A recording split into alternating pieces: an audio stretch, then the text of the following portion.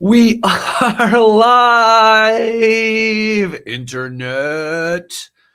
Hello. How are you guys doing? I haven't done a live stream in a hot minute, and I definitely haven't done one like this ever. So I'm excited to be here. Before I dig in, I'm going to just kind of hang for a couple minutes while I wait for people to show up. If you're here, drop a comment. Let me know you're here. Ready to learn, ready to transform. I've got some notes. I've got some slides I'm going to be throwing up. Let's see, comments. It's from all destinations. Okay, cool. Okay, for some reason I can't see Facebook comments. Give me a second. I'm going to pull up Facebook. This is where having a big monitor is nice. Okay, I'm just going to see if I can have this over on the side to read comments here if we need to. It says there's a share. Okay.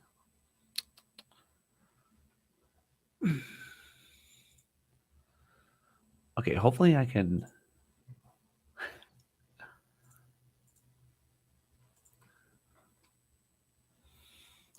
Well, I think we're live everywhere. It says there's 4 people here. Hey, what's up, Tim? Oh, I am seeing comments on here. Okay, it told me I couldn't. Hey, Tim, welcome. It says there's 5 people here.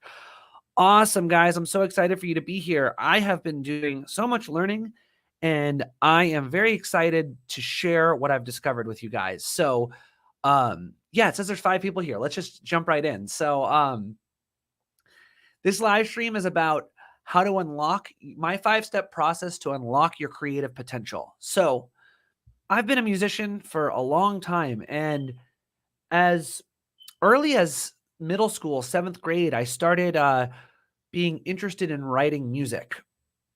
And I can remember in middle school, especially in high school, I can remember spending hours like sitting on the front porch with my guitar, just like saying, I want to write a song. I want to write a song. And like I wrote a couple songs throughout high school, but for the most part, it was very for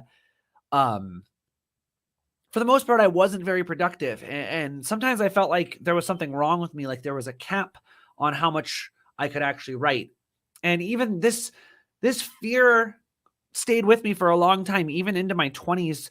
I remember there was a time I was working on music for an album, and I was worried that I had written all the songs I could write and I was out of juice. Oh, Tim, yes. I hope you're having fun drumming and hanging. It's been a long time since I've been live, so it's good to have you here.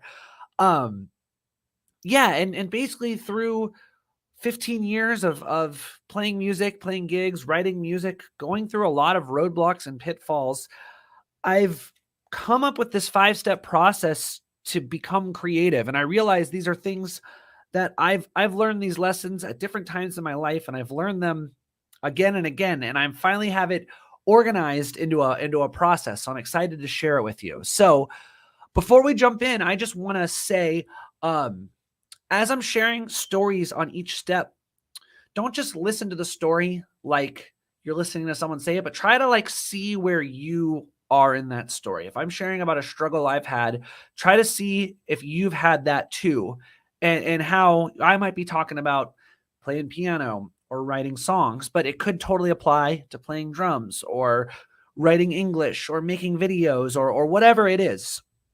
Okay, let's do this. I even made some slides. So let's see if I can do this seamlessly. So here is my 5-step process to unlock your creative potential. Step 1 is, yes, there we go. I like this one a little better. Simplify your definition of creativity. And I wrote below there, creativity is ideas executed. And so I put these little graphics down at the bottom too to point out the light bulb is the idea and the person painting is executing the idea.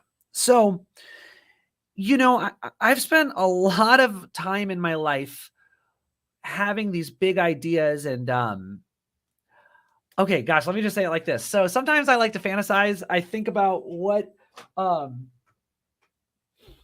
I imagine when you die, what if you get to like right after you die, you get to have this big scoreboard and you can see stats for things you did in your life. Like, and I try to think of like fun stats you could see. Like, I wonder how many pieces of pizza did I have? Or how many people did I make laugh? Or when was my loudest burp? And the scoreboard could display any stat or any interesting thing about your life you wanted to show. And one thing I've been thinking about that I would be mortified if it showed is how many hours I spent pacing around my house, getting excited over a big $1 million idea that I don't do anything with.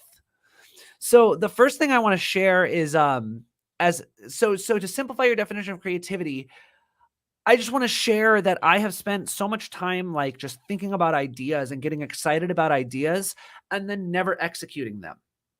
And part of this simplifying your definition of creativity is realizing the difference between just having an imagination and being creative is executing your ideas in time and space. And when I spend all this time pacing around my house, like imagining like, oh, if I had $1 million, I could rent a tour bus and I could take my band on the road. I could take out all these ads. I get all excited about the stuff, but then like I don't have $1 million and I just get worked up and I don't actually do the idea. I just like think about the idea. So the only difference, everybody has ideas. The difference between creative people and people who don't appear to be creative is the creative people execute their ideas in real time. You know, a lot of phrases to look out for are when you say, "Oh, wouldn't it be great if," or "Man, we should do da da da da da," or "I'd love it if dot dot dot dot dot." Those are all ideas that could be turned into reality, but oftentimes people just share these ideas and then let them float off into space. So we're going to simplify our definition of creativity to creativity is ideas executed. And basically what that means is like what the advice there would be to, instead of when you have an idea, try to practice having ideas that are within your wheelhouse. You know, I'll actually share this. This is about a friend. He has this brilliant idea of wanting to be a singer, of wanting to sing at bars and clubs and restaurants and sing all these songs and get paid for it. And it's this big, beautiful, brilliant idea. And I asked him what songs he knows how to sing. And he's like, I haven't learned one yet. And I said, well, what do you want to sing? And he said, honestly, there's too many to choose from. I don't even know. And so I realized it's like, okay, you need to, if you want to be creative, you have to execute on your idea. And right now, the idea of sing a gig of 30 songs at a bar isn't an idea you can execute on. And that's okay. It's not to say don't have that idea, but an idea you could execute on is to learn one song. And by executing on that idea, you're taking a step forward to putting yourself up in the space to execute on your big, brilliant idea.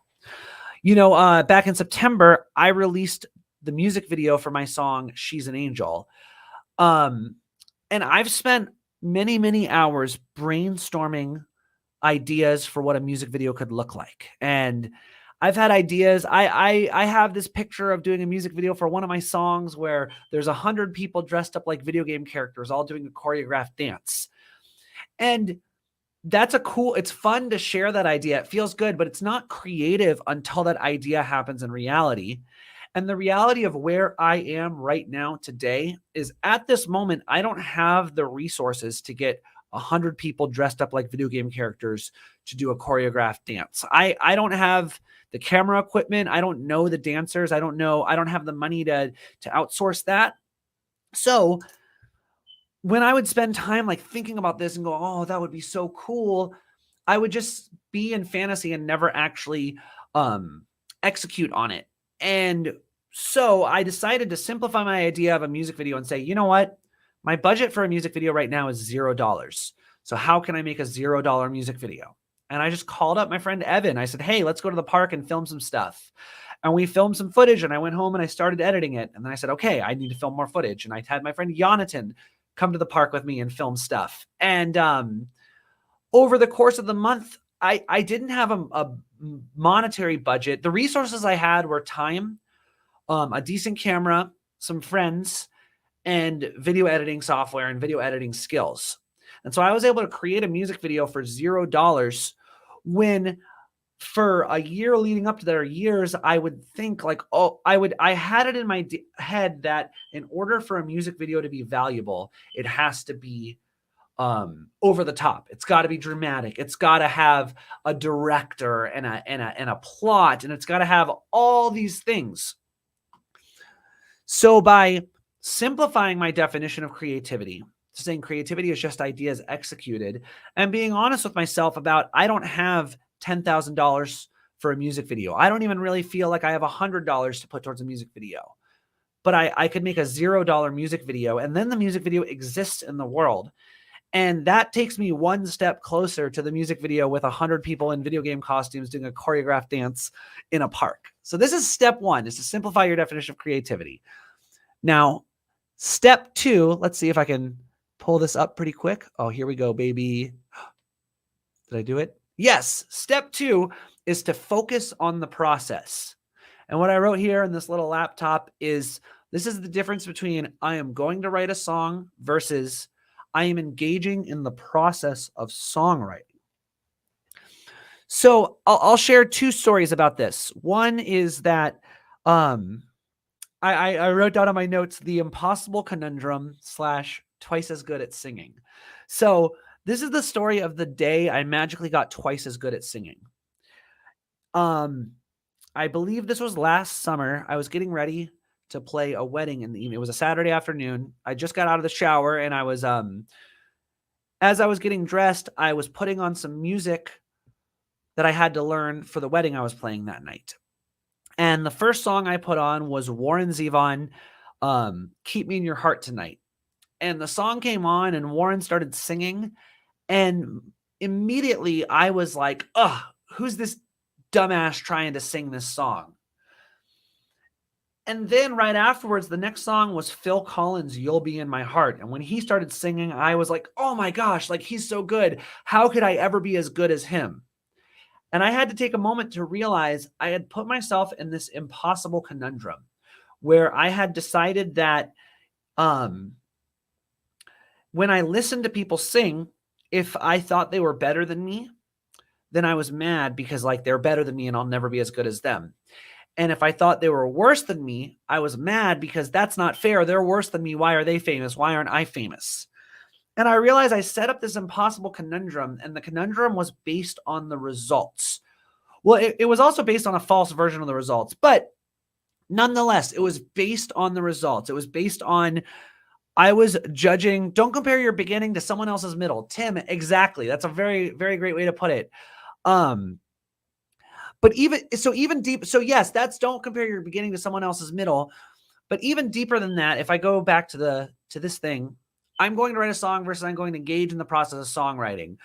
I was stuck in this, like, I'm going to be a good singer. And every time I opened my mouth to sing, I didn't feel like I was a good singer. And it would be really disheartening and discouraging.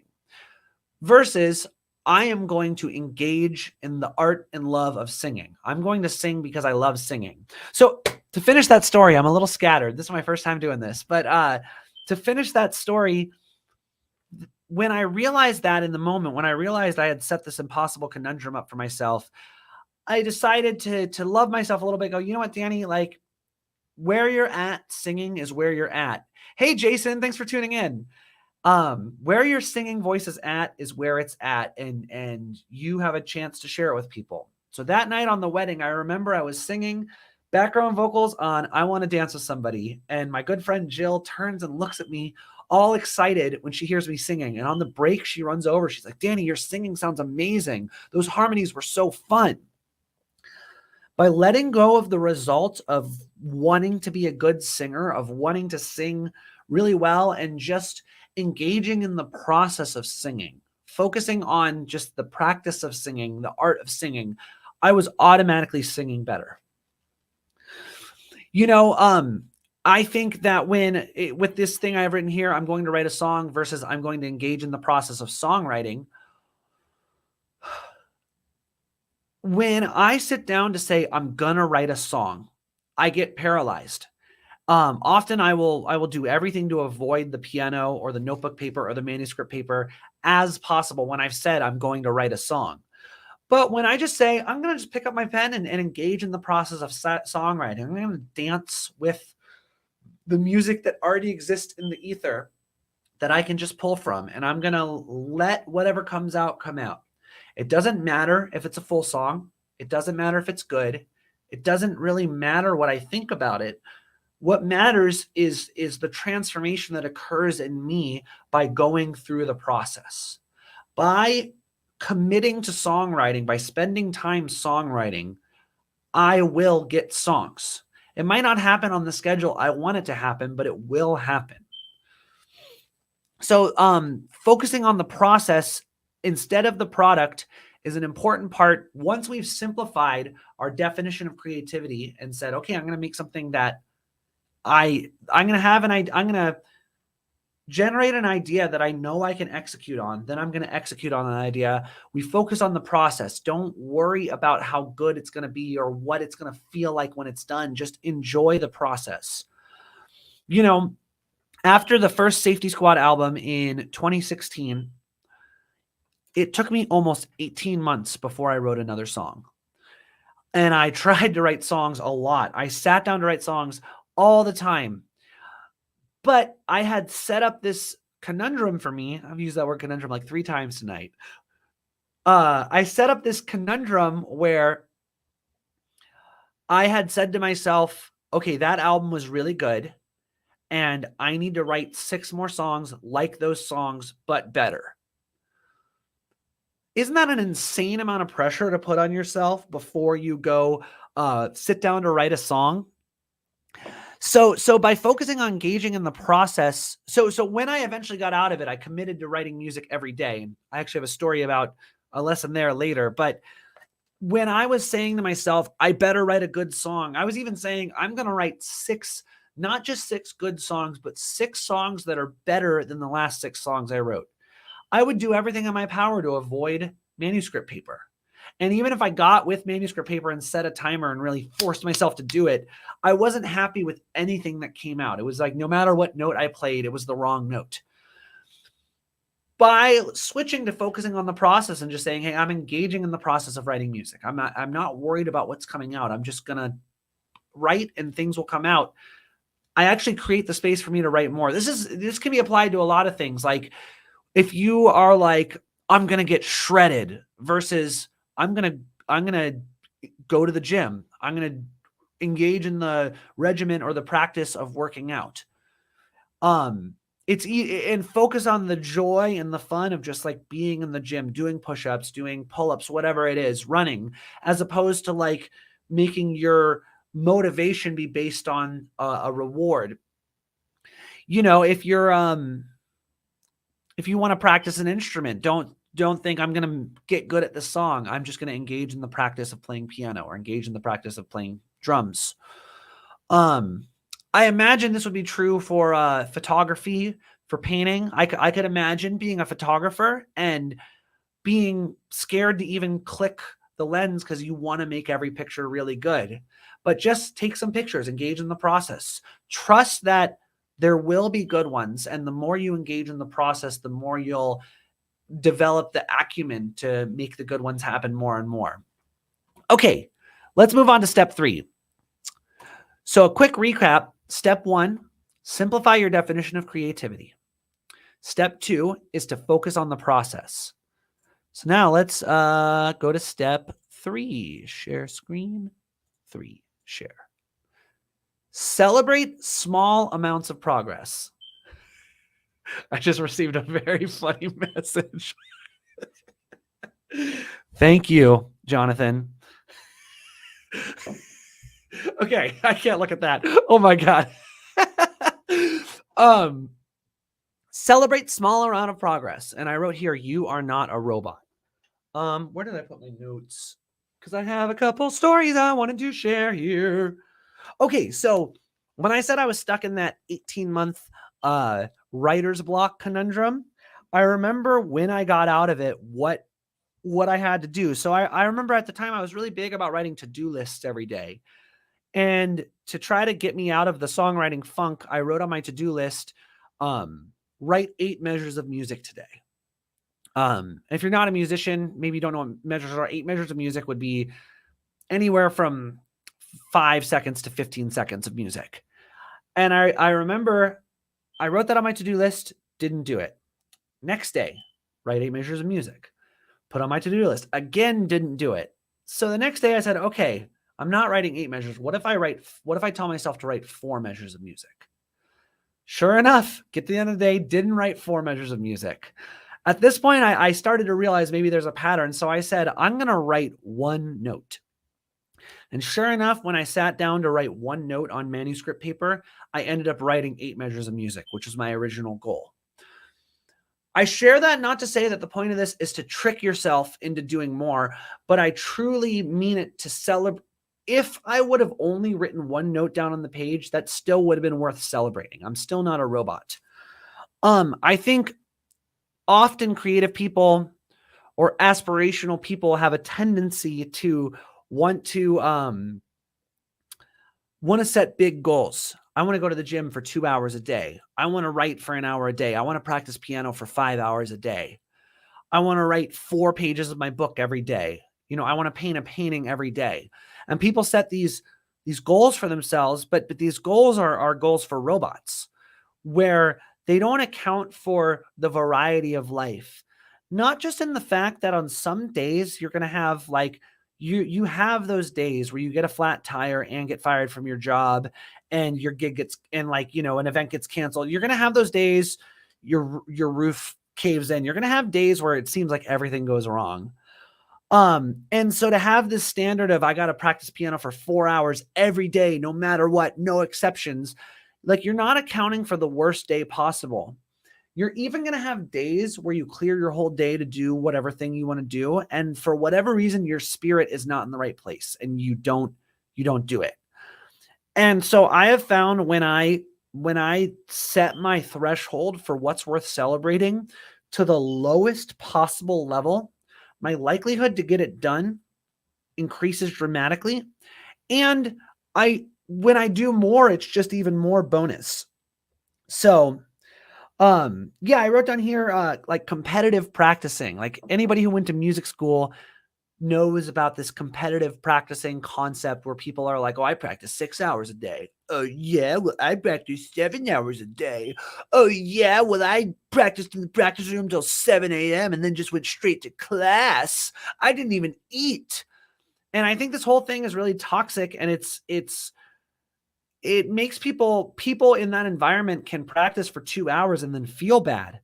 And I think an integral part of the creative process is celebrating what you're doing, because it doesn't always look productive. It doesn't always feel productive. It's not fun, especially when you're creating something that's coming right from the heart. It might be hard. You might write a measure and then have the saddest feelings come up. And then you're not going to write 16 measures or 32 measures that day. Maybe you write for 3 minutes and then something hits you. Celebrate the small amounts of progress. When I was telling one of my friends about my songwriting practices, he asked me, he said, what do you do? Write music 30 minutes a day? And I just laughed, because what I do is I say, I would like to write music 10 minutes a day. So I will sometimes make time to sit down with a timer and set the timer and write for 10 minutes. But sometimes I sit down to write and I don't even have the motivation to turn the timer on. I'm too emotionally blocked up. I'm too distracted, too chaotic in my soul to create the space for 10 minutes. So I might write just 2 lines, just kind of scribble out some words. And then I'll get on my phone and I'll go screw around. And to me, that counts. It's worth celebrating. Because if I tell myself, no, it's got to be 10 minutes, but then I just avoid it all day. It's that old thing about working out of even if you just put your gym shoes on and walk to the end of the block, you're lapping everyone on the couch. Even if you compose music for 30 seconds, you're lapping the version of you that didn't compose at all. Even if you just pull your art supplies out and take stock of them. Even if you just take out, a piece of paper and scribble a little doodle for 2 minutes, you're lapping the version of you that said, oh, I don't have time to paint, so I guess I'm not doing art today. One more thing I wanted to share here is this phrase I've come up with, which is, I give myself permission to. And this phrase is really helpful, really powerful. I use it all the time for, like, I give myself permission to not want to practice, or I give myself permission to celebrate practicing for 1 minute. This can really help you get in touch with exactly where you are, because I think sometimes we come up with these expectations, like, I'm a composer, so I'm going to compose music for 90 minutes a day. But we forget that we are not robots. And if a robot could compose music, you could program it to compose music 90 minutes a day, but we're not robots. We're humans. We're much more complicated, and our commitments to other people, our emotional stability can all influence how productive we can be. Okay, here we go. Number 4, baby. Well, before we get to number 4, I'm going to share. I'm so glad I don't have the Facebook chat open with my friend Jonathan right now, because he's probably typing something horrible. He's making me laugh anyways, so it's good. Step 1, simplify your definition of creativity. Step 2, focus on the process. Step 3, celebrate small amounts of progress. Now, step 4, all right, germs and worms, I think this one is going to be one of the toughest ones for artistic people. At least this one's taken me the longest to learn, which is to publish fearlessly. I think there's nothing more discouraging than abandoning projects. And when you have a project that's 70% done or 80% done and you give up on it, it's really disheartening, and it can often feel impossible to go back to the project. It feels like, it's like, oh, that's so old, who cares anymore? For me, I get this like feeling of like rot around like songs that are unreleased. Funny thing is, when I go to look at them, they haven't rotted. They still exist, but it's a fear that's there. Sometimes the hardest part is getting from 95% to 100%. And often the difference between 95% and 100% is simply publishing it. And by publish, all that means is getting what you put in front of another person. It could mean putting it on social media for people to see. It could mean sending it to a friend. It could mean hanging it up if it's a painting. It could mean, if it's a blog post, just share, maybe not even publishing it for anyone to see, but just getting it to someone else. I think when we have an artistic thing that's 95% of the way there, there's this like pushing the bird out of the nest that can happen, where you have to trust that it's going to fly. And that's what I mean by being fearless about it, is like the mama bird pushes the baby bird out of the nest fearlessly. The baby bird might not fly, but she's trusting it'll fly. So, publishing fearlessly is really challenging. And I know so many musicians who never publish stuff because, thanks for the tornado, Vivian. They never publish stuff because it's scary. So I wrote push through the scary moment here.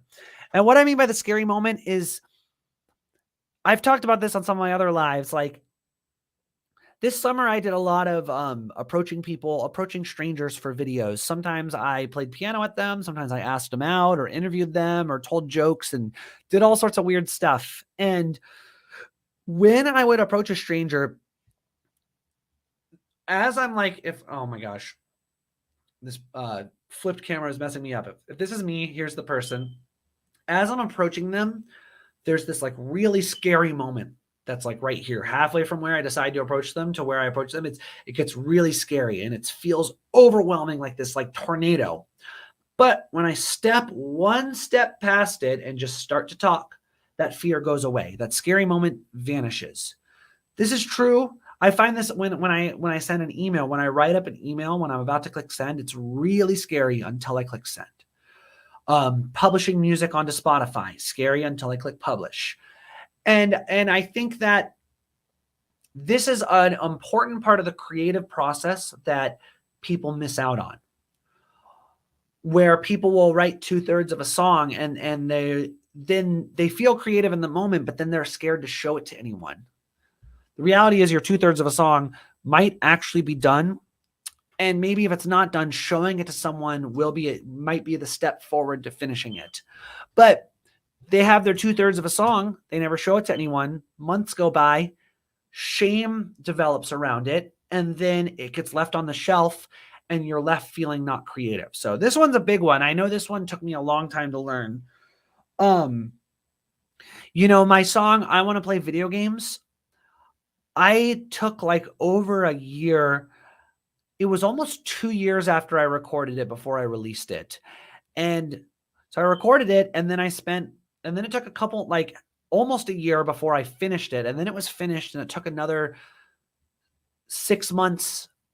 The math isn't adding up, but I think basically between recording it and publishing it, it took almost 2 years. And between having it publisher ready and publishing it, that was like a 6-month thing. And my fear was that I really wanted the song to have millions of streams. And I was scared of publishing it and having no one hear it. And sure enough, you know what? I published it. I looked the other day, it's got 500 streams. I published it, I think, back in March. 500 streams. That's not a million. It's also not zero. And even though it's a lot closer to zero than it is to a million, that's still 500. It's still in the world for people to check out. When it was just on my computer and the only way you could hear it was by coming over and listening to it on my computer, that wasn't serving anyone. But now it's out there for people to find it. When I meet people who are in their 30s and grew up playing video games and talk about missing playing video games as a childhood, I say, hey, I think I have a song. I have a song that I think you'll like. And I show them the song. And it's theoretically, your piece of art is perfect until it's published. And then all of a sudden it's not perfect. And I think that's what's scary. But it is imperative to publish fearlessly, to be creative. All right, guys, we got one more. How we hanging in there? Everyone doing good? Everyone doing good. So we'll recap one more time. Actually, no, let's just go into it because I'm going to do a recap right after. So our final step to unlocking creative potential: experiment and pivot. And then I wrote here, each creation is unique and doesn't have to be tied to the one before it. My countercultural advice is that narrowing down your niche is one of the worst ideas, especially if you haven't made anything yet. And I think, Vivian, whoa, I think that, that's a nice one. I'll try that. I see for myself, when I formed Safety Squad back in 2016, I wrote some songs in the style of Snarky Puppy. And I was like, I had narrowed down our niche. Like, we are a large jazz fusion Snarky Puppy style band. That's what we do. Hey, Valentine, thanks for being here. I hope you're enjoying the content. I had narrowed down my niche so much, it made it so stifling. Every time I sat down to write, I had to like willpower myself into this jazz fusion mode. And often I didn't like what I came up with. It felt very inauthentic.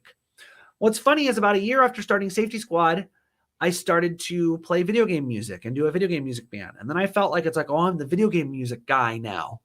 But of course, once I had made my identity, I'm the video game music guy, I wanted to do something else. What I have learned from doing all these different things is that people are dynamic. You are a dynamic human being. You have many different interests, many different talents, potential talents or actualized talents. You have a dynamic range of emotions, and your personality isn't just this like one thing. Like, I like to present myself as like a funny, fun, positive guy. And I am that, but I can be pensive, and I can be fierce, and I can be solemn. I'm dynamic. I'm more than just like a clown. As much as I love being a clown and I love embodying that when I can.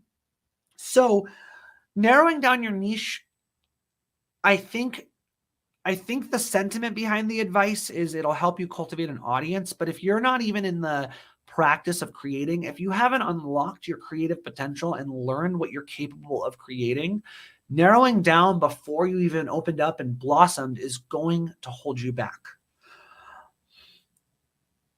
So yeah, on this image, I put a piano here, I put 5 things on here. I put a piano, I put a skillet cooking some food, I put a guitar, I put the drama faces for theater, and I put paint here. And all of those are potential creative endeavors. And like, don't sell yourself short that you can be creative to write a song at piano, but then like that's not where all of your creativity goes.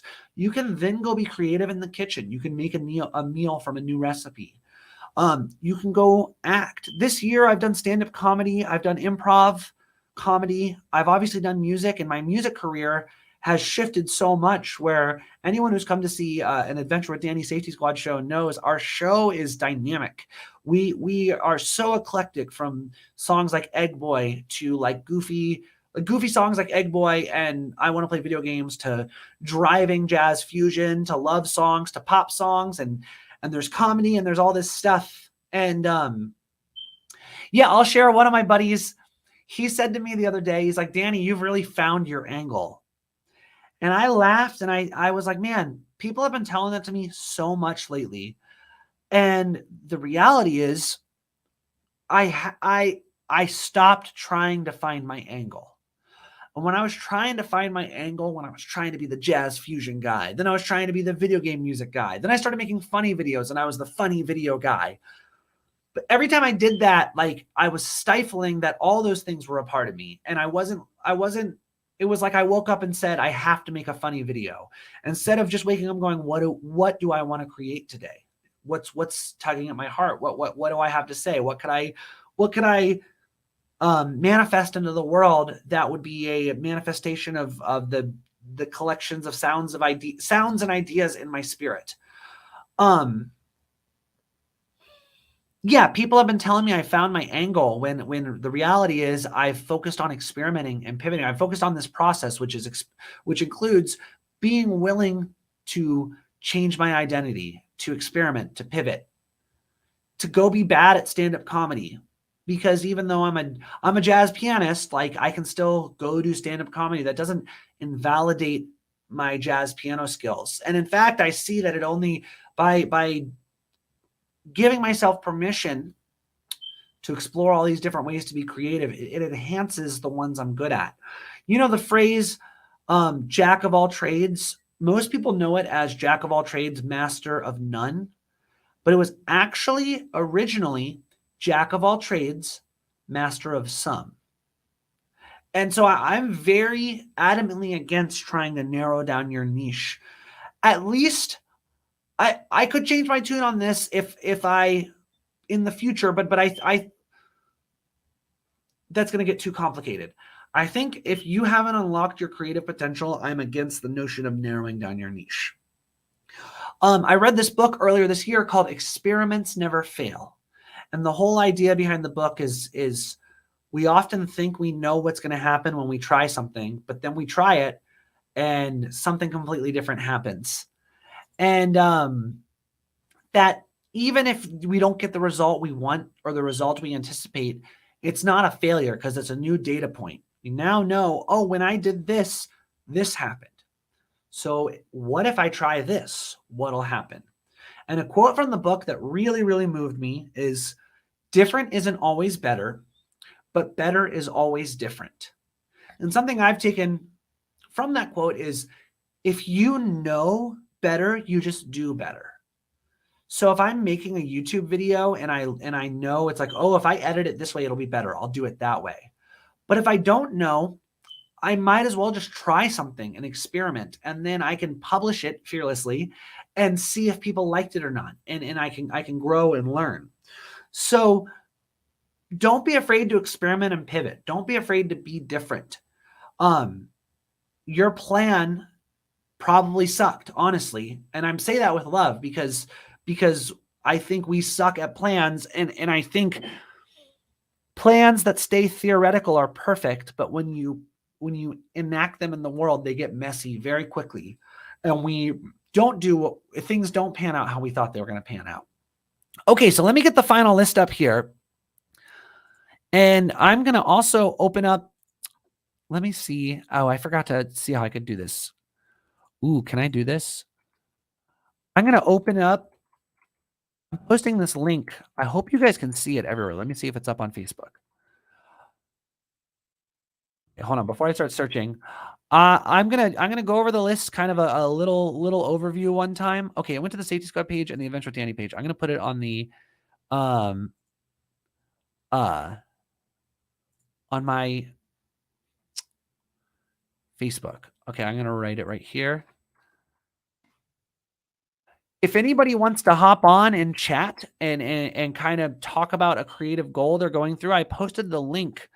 So if you, I'm still new at this software. Like I said, I'm figuring it out. But if anybody would like to join in and we could talk about a creative goal you have, and we could talk about how this process might help you get a very clear step closer to that goal. So let me just read through it one more time. Step 1 is to simplify your definition of creativity.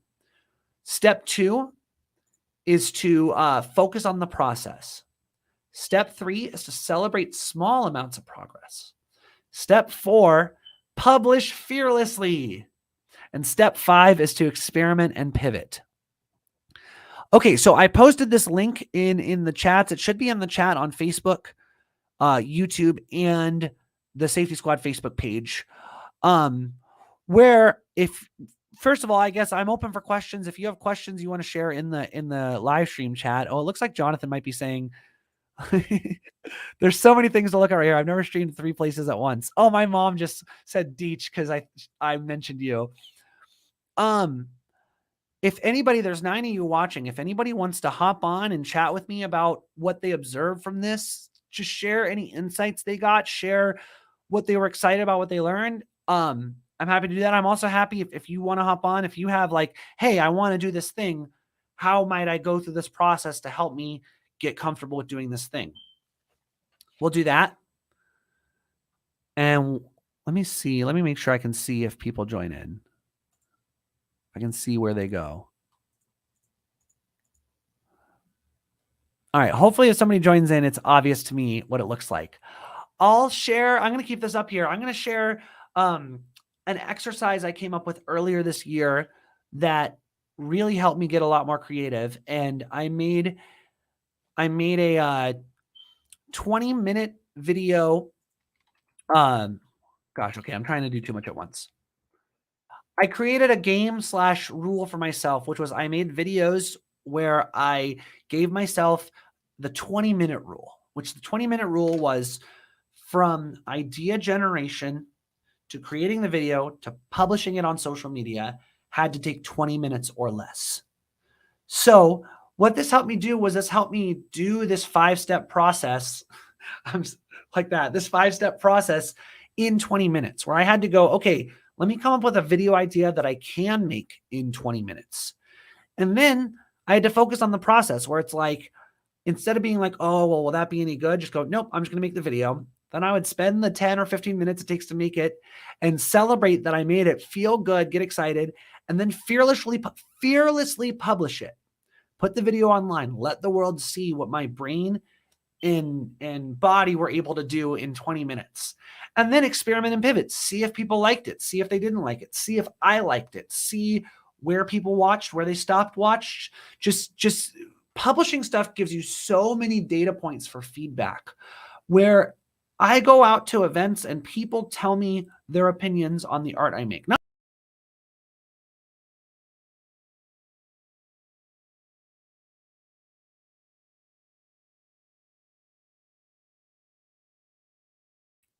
I'm back. I don't know what I did.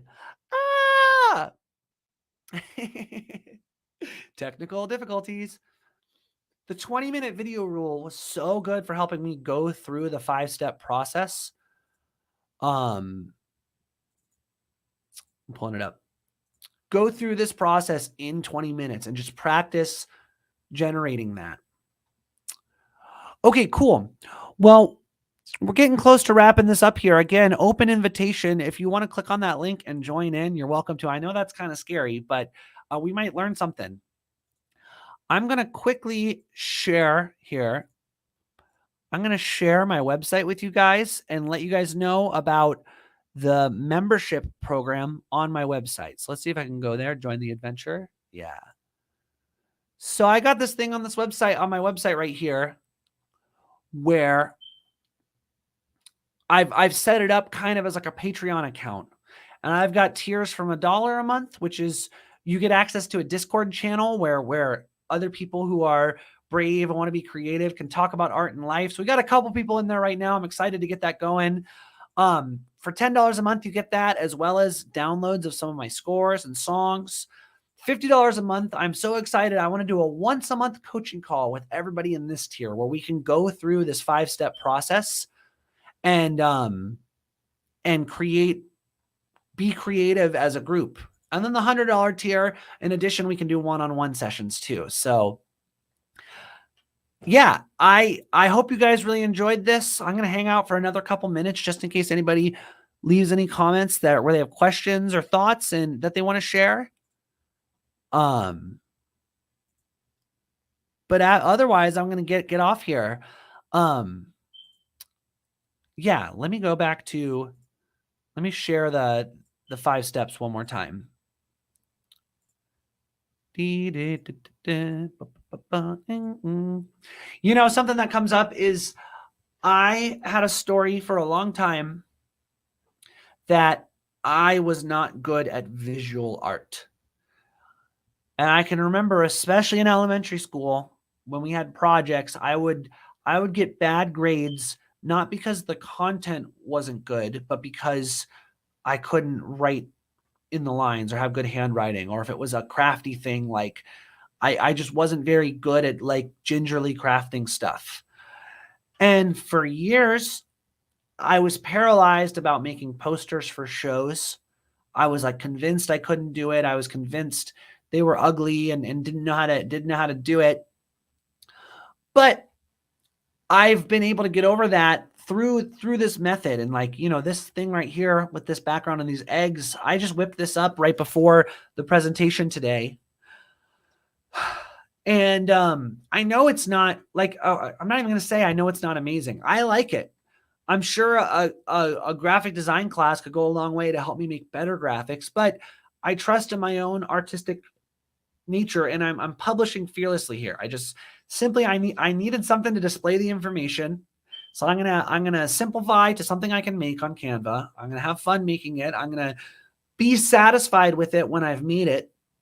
Even if there's a voice saying you're not a graphic designer, I'm gonna publish it fearlessly, and then I'm gonna hopefully be able to learn something about graphic design so the next design can be even better.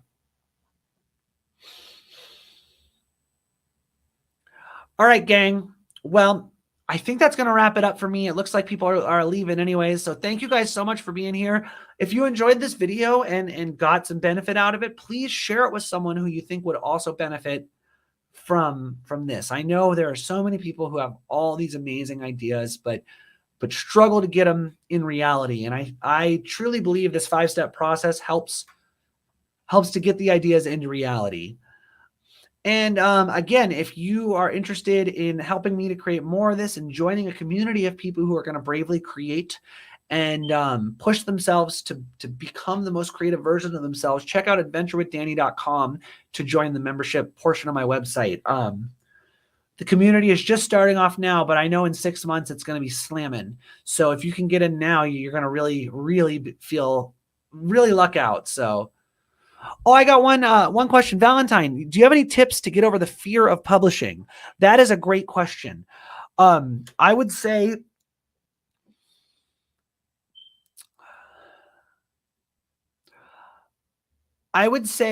that what your imperfections are what make you human. And because you're human, you're beautiful. And that people aren't actually looking for perfect things. They're looking for human things. And humans have this like magical ability where we can we're never perfect. We're either imperfect or better than perfect. And like in the realm of music, like especially improvised music, I can see this so clearly where sometimes I'll be improvising with people and we play something so beyond it. It's better than perfect. It's from like another realm. And sometimes we play stuff and we have mistakes and it's imperfect, but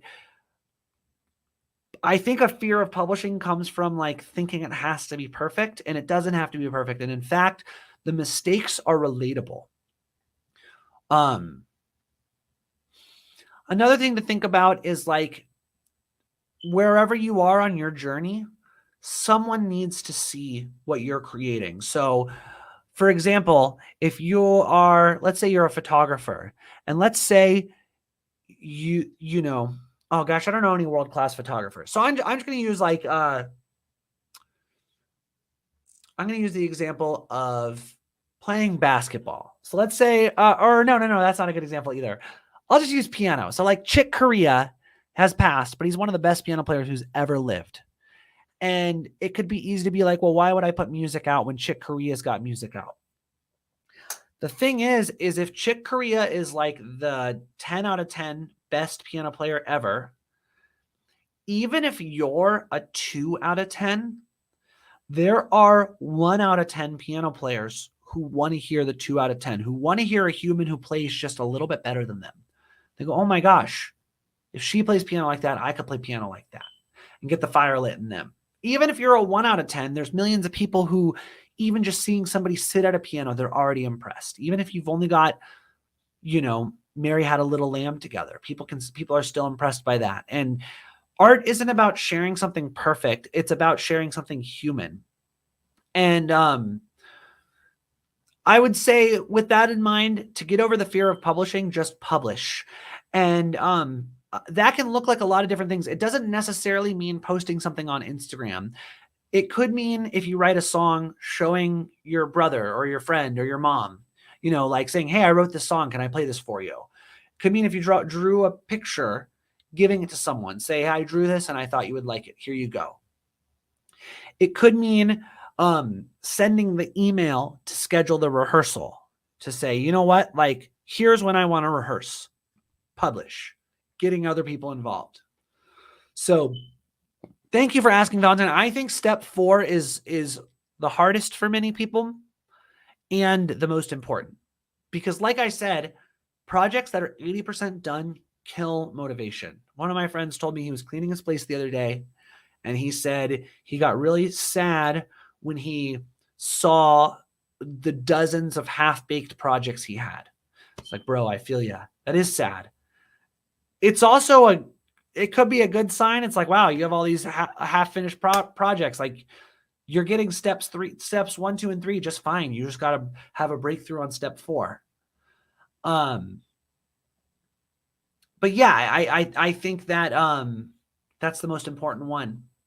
Well, they're all important, but that's the one that took me the longest to learn, was to fearlessly publish. And I'll also say this too, the word fearless is interesting because like, it doesn't mean without fear, really. Here, let me Google what the definition of the word fearless is. It says lacking fear. But see, I don't think that's true. I think people do have fear. For me, it's more about like unapologetically publishing, where maybe you're scared people aren't going to think it's good, but you show it to someone and you just say, hey, here this is, and I want you to see it. Thank you. All right. Well, we're bleeding people fast, and I think I'm about out of steam. So I'm going to wrap it up. Thank you guys all for tuning in. If you enjoyed this, send it to somebody who you think will also benefit from it. And adventurewithdanny.com, I write my blog over there, and I've got my membership site. I'd love to have you join. I think we're going to do some amazing things as a community. Have a good night, everyone.